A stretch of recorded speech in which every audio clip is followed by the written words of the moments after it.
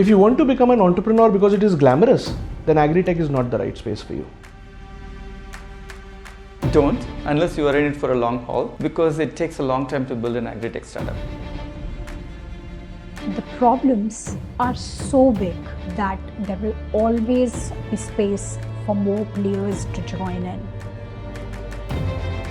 Food security is a massive problem for the future. Food technology and agri-tech are going to be major drivers to solve this problem, not just for India, but for the world.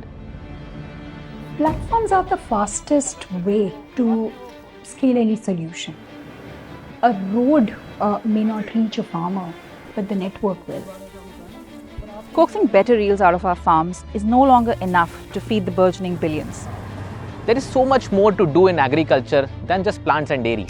Agri is so difficult and so inefficient that everything you touch turns into gold. In an attempt to increase yields, we have robbed our crops of their defense and adaptability responses. This is why we have to rely heavily on synthetic chemicals, insecticides, and pesticides.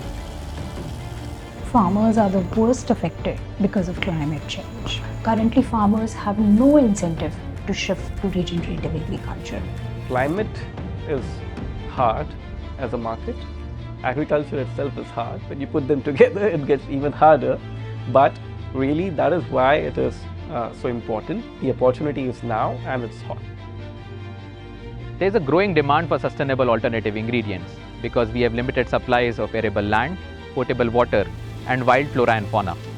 The most important problem that agriculture in India faces today is that there is no linkage between what farmers are growing and what the consumers want.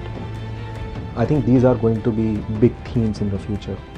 And so if young folks are training themselves on these aspects today, they could be at the forefront of making these changes.